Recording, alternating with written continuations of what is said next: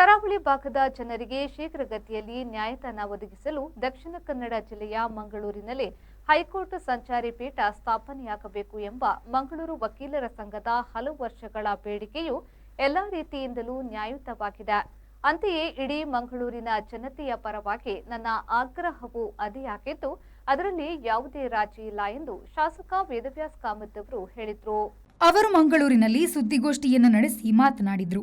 ಈ ಹೋರಾಟದ ಪ್ರತಿ ಹೆಜ್ಜೆಯಲ್ಲೂ ವಕೀಲರ ಸಂಘದ ಜೊತೆಗೆ ನಿಂತು ಮಾನ್ಯ ಮುಖ್ಯಮಂತ್ರಿ ಸಿದ್ದರಾಮಯ್ಯನವರಿಗೆ, ಮಾನ್ಯ ಕಾನೂನು ಸಚಿವರಾದ ಎಚ್.ಕೆ. ಪಾಟೀಲ್ ಅವರಿಗೆ, ಜಿಲ್ಲೆಯ ಎಲ್ಲ ಪಕ್ಷಗಳ ಜನಪ್ರತಿನಿಧಿಗಳು ಹಾಗೂ ಪ್ರಮುಖರ ಉಪಸ್ಥಿತಿಯಲ್ಲಿ ಮನವಿಯನ್ನ ಸಲ್ಲಿಸಿದ್ದು ಮಾತ್ರವಲ್ಲದೆ ವೈಯಕ್ತಿಕವಾಗಿ ಹಾಗೂ ಅಧಿವೇಶನದಲ್ಲೂ ಸರ್ಕಾರವನ್ನು ಹಲವು ಬಾರಿ ಆಗ್ರಹಿಸಿದ್ದೇನೆ. ಈ ನಡುವೆ ಮುಖ್ಯಮಂತ್ರಿಗಳು ನಮ್ಮೆಲ್ಲರ ಬೇಡಿಕೆಗೆ ಸಕಾರಾತ್ಮಕವಾಗಿ ಸ್ಪಂದಿಸಿರುವುದು ಸ್ವಾಗತಾರ್ಹವಾಗಿದ್ದು, ಇಂತಹ ಸಂದರ್ಭದಲ್ಲಿ ಒಂದಷ್ಟು ಜನರು ಮಂಗಳೂರಿನ ಬದಲು ಬೇರೆ ಜಿಲ್ಲೆಯಲ್ಲಿ ಸಂಚಾರಿ ಪೀಠವನ್ನು ಆರಂಭಿಸಿ ಎಂದು ಆಗ್ರಹಿಸುತ್ತಿರುವುದು ಸರಿಯಲ್ಲ ಎಂದು ಹೇಳಿದರು.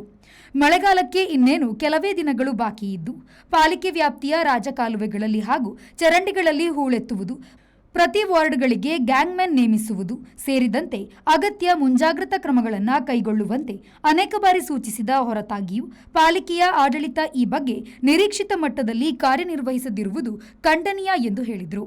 ಮಂಗಳೂರಿನ ಕದ್ರಿ ಹಿಲ್ಸ್ನಲ್ಲಿರುವ ಸರ್ಕಾರಿ ಕೈಗಾರಿಕಾ ತರಬೇತಿ ಸಂಸ್ಥೆಯ ಆವರಣದಲ್ಲಿ 20.85 ಕೋಟಿ ವೆಚ್ಚದಲ್ಲಿ ನೂತನ ಕರ್ನಾಟಕ ಜರ್ಮನ್ ತಾಂತ್ರಿಕ ತರಬೇತಿಯ ಸಂಸ್ಥೆಯು ಸ್ವಂತ ಕಟ್ಟಡವು ಉದ್ಘಾಟನೆಗೆ ಸಿದ್ಧವಾಗಿದ್ದು, ಇದು ಈ ಹಿಂದಿನ ಬಿಜೆಪಿ ಸರ್ಕಾರದ ಅವಧಿಯ ಅಭಿವೃದ್ಧಿಯೆಡೆಗಿನ ಬದ್ಧತೆಯಾಗಿದೆ. ಈ ಕಟ್ಟಡಕ್ಕೆ 2019ರಲ್ಲಿ 2 ಎಕರೆ ಜಮೀನು ನೀಡುವಲ್ಲಿಂದ ಹಿಡಿದು 2021ರಲ್ಲಿ 15.23 ಕೋಟಿ ಅನುದಾನವನ್ನು ಮಂಜೂರು ಮಾಡಿದ್ದು ಹಾಗೂ 2022ರಲ್ಲಿ ಪರಿಷ್ಕೃತ ಆದೇಶದಲ್ಲಿ 20.85 ಕೋಟಿ ಅನುದಾನ ಮಂಜೂರುಗೊಳಿಸಿ ಅಂದಿನ ಬಿಜೆಪಿ ಸರ್ಕಾರವು ಸಂಪೂರ್ಣ ಸಹಕಾರವನ್ನು ನೀಡಿದ್ದು ಸ್ಮರಣಾರ್ಹ ಎಂದರು. ಬೇರೆ ಬೇರೆ ಭಾಗದಲ್ಲಿ ಕೆಲವಾರು ಕಡೆಗಳಲ್ಲಿ ಮಂಗಳೂರಿನಲ್ಲಿ ಯಾಕಾಗಬೇಕು ಅಥವಾ ಬೇರೆ ಬೇರೆ ಚಿಂತನೆಗಳು ಒಳಗೊಂಡಂಥ ಅಭಿಪ್ರಾಯಗಳು ಬೇರೆ ಬೇರೆ ಕಡೆಗಳಲ್ಲಿ ಸಾಮಾಜಿಕ ಜಾಲತಾಣಗಳಲ್ಲಿ ಹರಿಯುವಂಥ ಸಂದರ್ಭದಲ್ಲಿ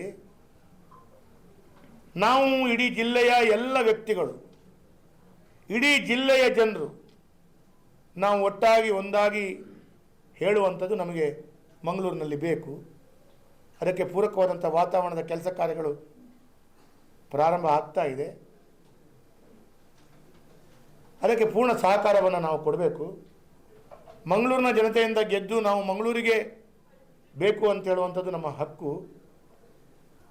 ಈ ಎಲ್ಲ ಭಾರತೀಯ ಜನತಾ ಪಾರ್ಟಿಯ ಮುಖಂಡರು ನಾವೆಲ್ಲರೂ ಸೇರಿಕೊಂಡು ಮಾನ್ಯ ಸಂಸದರು ಮತ್ತು ನಮ್ಮ ಭಾರತೀಯ ಜನತಾ ಪಾರ್ಟಿಯ ಜಿಲ್ಲೆಯ ಅಧ್ಯಕ್ಷರಾದಂಥ ಸತೀಶ್ ಕುಂಪಲ ಅವರು, ಹಾಗೆ ನಮ್ಮೆಲ್ಲರ ಶಾಸಕ ಜನಪ್ರತಿನಿಧಿಗಳು, ನಮ್ಮೆಲ್ಲರ ಒಕ್ಕಲೂರಿನ ಬೇಡಿಕೆ ಮಂಗಳೂರಿನಲ್ಲಿ ಈಗ ಯಾವ ರೀತಿಯಲ್ಲಿ ಮಾಡುವಂಥ ಚಿಂತನೆಗಳಾಗಿದೆ ಅದನ್ನು ಮುಂದುವರಿಸಿಕೊಂಡು ಹೋಗಿ ಅದಕ್ಕೆ ಒಳ್ಳೆಯ ರೀತಿಯಲ್ಲಿ ಅದರ ಕೆಲಸ ಕಾರ್ಯಗಳಾಗಬೇಕು ಅಂತ ಹೇಳುವಂಥದ್ದು ನನ್ನ ವಿಶೇಷವಾದಂಥ ಮಾತನ್ನು, ಮನವಿಯನ್ನು, ಪ್ರಯತ್ನವನ್ನು ಅಥವಾ ಈ ವಿಷಯದಲ್ಲಿ ಈ ಮಾಧ್ಯಮದ ಮುಂದೆ ಹೇಳಲಿಕ್ಕೆ ಬಯಸ್ತಿದ್ದೇನೆ. ಮಂಗಳೂರಿನಲ್ಲೇ ನಮಗೆ ಅದನ್ನು ಮುಂದುವರಿಸ್ಕೊಂಡು ಹೋಗಬೇಕು.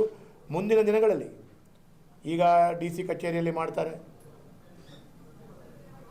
DC ಕಚೇರಿಯಲ್ಲಿ ಮಾಡಿದ ನಂತರ ಪುನರಪಿ ಅದಕ್ಕೆ ಆದಂಥ ಜಾಗವನ್ನು ನಿಗದಿ ಮಾಡಬೇಕು. ಅದೆಲ್ಲ ಮುಂದಿನ ಹಂತಗಳಲ್ಲಿ ಅದಕ್ಕೆ ಸಂಪೂರ್ಣವಾಗಿ ನಾವು ಆಡಳಿತದ ವ್ಯವಸ್ಥೆಯಲ್ಲಿ ಇಲ್ಲದಿದ್ದರೂ ಕೂಡ ಪ್ರಾರಂಭ ದಿನದಿಂದ ಇವತ್ತಿನ ತನಕ ಅದು ಮಂಗಳೂರಿನಲ್ಲಿ ಬರಬೇಕು ಅಂತ ಹೇಳುವಂಥ ಪ್ರಯತ್ನಗಳನ್ನು ಮಾಡಿದ್ದನ್ನು ಉಲ್ಲೇಖ ಮಾಡಲಿಕ್ಕೆ ಬಯಸ್ತೇನೆ. ಸುದ್ದಿಗೋಷ್ಠಿಯಲ್ಲಿ ರಮೇಶ್ ಕಂಡೆಟ್ಟು, ರಮೇಶ್ ಹೆಗ್ಡೆ, ಲಲ್ಲೇಶ್ ಕುಮಾರ್, ಪ್ರೇಮಾನಂದ ಶೆಟ್ಟಿ, ಪೂರ್ಣಿಮಾ ಎಂ, ರವಿಶಂಕರ್ ಮಿಜಾರ್, ಮೋಹನ್ ಪೂಜಾರಿ, ಪ್ರವೀಣ್ ನಿಡ್ಡೇಲ್, ಸುರೇಖಾ MS, ನಿತಿನ್ ಕುಮಾರ್ ಉಪಸ್ಥಿತರಿದ್ದರು. ಶರತ್ ಸಾಲ್ಯಾನ್, V4 ನ್ಯೂಸ್, ಮಂಗಳೂರು.